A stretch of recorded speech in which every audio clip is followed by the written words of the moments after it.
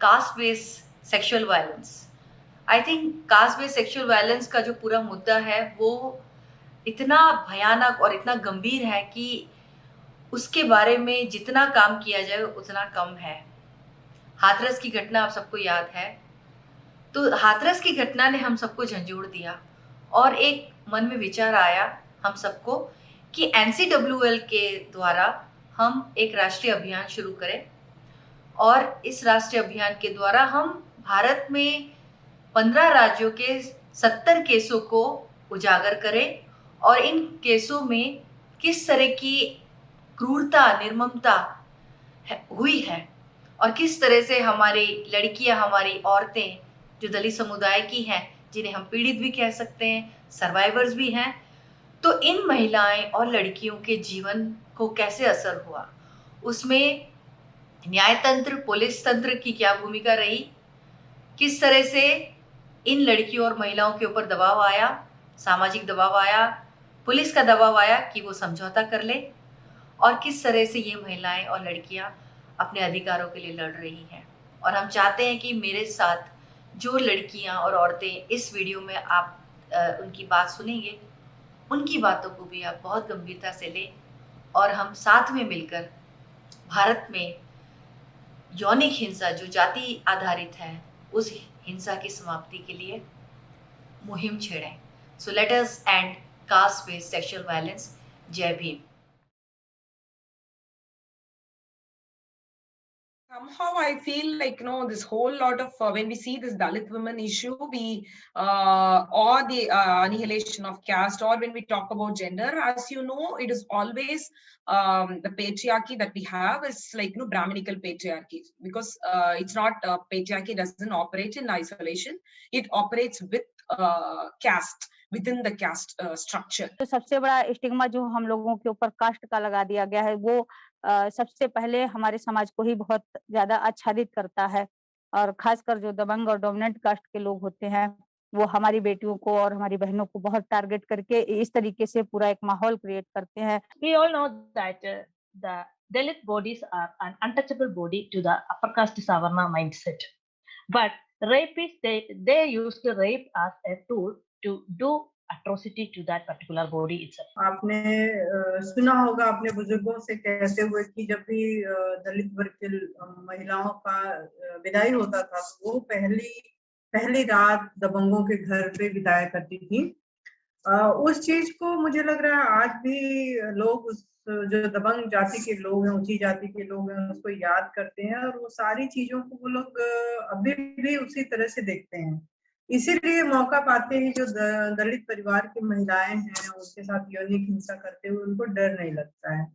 तो ये यौनिक हिंसा का और खासकर जो जातिगत यौनिक हिंसा का जो डर है वो बचपन से ही ना माँ बाप के द्वारा वो हटाया जाता है, ना समाज उसके लिए एक एनवायरनमेंट क्रिएट करता है।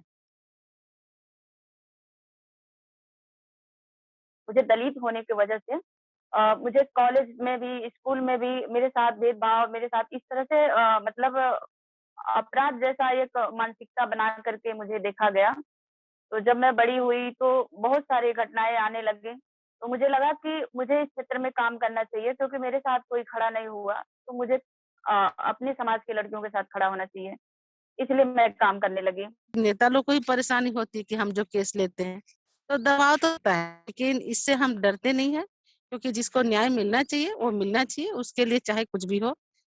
हम ये एक विचारधारा के साथ में जुड़े हुए हैं कि महिलाओं को न्याय मिलना चाहिए।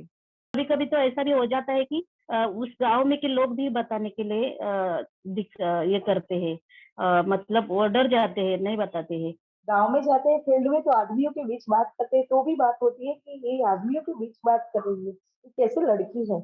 मतलब ऐसा तो मतलब कैरेक्टर के बारे में बोला जाता है क्योंकि कैरेक्टर के बारे में बोलेंगे तभी मजबूत महिलाएं पीछे हटेगी।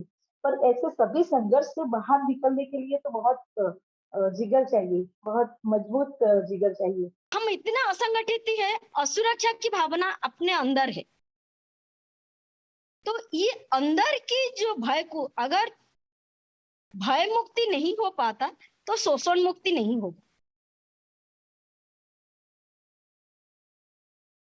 जब हम लोग दलित आदिवासी विक्टिम के सर्वाइवर के साथ काम करते हैं, विक्टिम के साथ काम करते हैं, जो एक्सेस टू जस्टिस का जो पड़ाव है, वो बहुत ही डिफिकल्ट है। मतलब हर स्टेज पे पुलिस के साथ, एडमिनिस्ट्रेशन के साथ, जुडिशरी के साथ लड़ना पड़ता है हमें। यौन हिंसा जब होती है तो जिसके घर में ये बनाव बनता है यौन हिंसा का, उसके आसपास के लोग, उसके कौटुंबिक लोग उसको कोई मदद नहीं करते और सभी लोग ऐसा बोलते हैं। समाज के लोग, पुलिस तंत्र, राजकीय लोग सभी ऐसा बोलते हैं कि ऐसे केसों में काम नहीं करना चाहिए, ऐसा कोई केस की फरियाद नहीं करनी चाहिए, इसमें कॉम्प्रोमाइज होना चाहिए, बच्ची बदनाम हो जाएगी, आप उसे कहाँ उसके मैरिज करोगी, उस हाथ कौन थामेगा, ऐसे-ऐसे बात करते पूरा इतना टॉर्चर करते हैं लड़की को कि कई केस ऐसे हैं जो बाहर भी नहीं आते।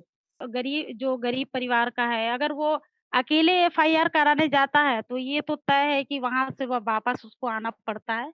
ये कह के भगा दिया जाता है कि जाओ, तुम्हारा एफआईआर नहीं लिखेंगे और जाओ, जिससे चाहे उससे तुम कह सकते हो। कड़ी से कड़ी सजाएं कोई नहीं हो रही है और धाराएं भी बहुत अच्छे से नहीं लग पा रही है। इसमें कानूनी व्यवस्थाएं और सबसे पहले मैम शिक्षा की कमी, जागरूकता की कमी। लेकिन जैसे ही केस कोर्ट में जाता है तो कोर्ट में जाते ही वो केस या तो कॉम्प्रोमाइज हो जाता है या फिर इतना लेंथी प्रोसेस होता है, एडवोकेट अच्छे ना मिलने के कारण ज्यादातर केसेस में वो लोग हार जाते हैं, जो अक्यूज है वो छूट जाते हैं। न्याय वाली जो बात है तो वही आता है कि ये न्यायपालिका हर एक लेवल पे अच्छी तरह से काम करनी चाहिए, चाहे मीडिया हो, चाहे फिर ये हम लीगली तौर पे हम बोल रहे हैं कि उसको जस्टिस मिले, तो उस लेवल पे डिस्क्रिमिनेशन नहीं होना चाहिए, मुझे लगता है। For me, justice means a complete rehabilitation of a victim or their family. So justice is not prosecuting people or just getting a punishment, and also the whole the affected victim should be given a lot of confidence, lot of support during this process. जब तक हमारा society में हम लोग equally नहीं रह सकते, equal opportunity नहीं मिलेगा कम्युनिटी से लेके सोसाइटी तक, तब तक हम एक सोशल जस्टिस का इमेजिन भी नहीं कर सकते हैं। अगर महिला बेरोजगार है या कुछ है तो हम उसे व्यवसाय में डालना चाहते हैं, उसको ऐसी महिलाओं के साथ जोड़ते हैं जो उसकी हेल्प कर सके, उसकी मदद कर सके, तो उसे लगे कि वो उस स्थिति से बाहर आ सके। औरत को ही ज्यादा समझाने की जरूरत है कि हमारा अपना खुद का भी एक वजूद है। अगर हमारे साथ हिंसा या छेड़छाड़ ये जातिवाद होता है तो हमें खुद को उसके खिलाफ आवाज उठानी चाहिए। हर घर में महिलाओं के साथ यौनिक हिंसा होती है ना, शारीरिक हिंसा, यौनिक हिंसा, मानसिक हिंसा सारी होती रहती है। तो मैं तो चाहूंगी कि हर महिलाओं को अपने मतलब उनके अधिकारों की जानकारी हो, उनको कैसे यूज करना है उसके बारे में पता चले महिलाओं को, और ज्यादा से ज्यादा महिलाएं एजुकेटेड हो। औरतों के बारे में अलग से सोच है जो उनकी यहाँ की सभी की, पुलिस हो या कोई पुरुष हो, कोई समाज के लोग हो, औरतों के बारे में इनकी सोच ही बनी कि औरत होती है इसी काम के लिए। इसीलिए ये सबकी सोच कभी बदलेगी पता नहीं, हम तो कोशिश कर रहे हैं कितने सालों से, लेकिन ये सोच बदल ही नहीं जा रही। तो सही मायने में जेंडर बजटिंग का इम्प्लीमेंटेशन हो पाएगा। जेंडर बजट को बढ़ाना चाहिए। जेंडर बजट माने क्या, कोई भी ऐसा गांव आप देख लीजिए जहाँ महिलाओं के साथ हिंसा नहीं है, तो पॉलिसी ऐसे होनी चाहिए कि जहाँ महिला हिंसा मुक्त गांव। हम बोलते हैं ना कास्टलेस हमको समाज चाहिए, लेकिन हमको महिला हिंसा नाबूदी वाला भी समाज चाहिए। The data collection in these cases is more important to make the administration work, because in these cases the victim is a victim of a administration, not only the victim of the offense or the whatever act the accused has done.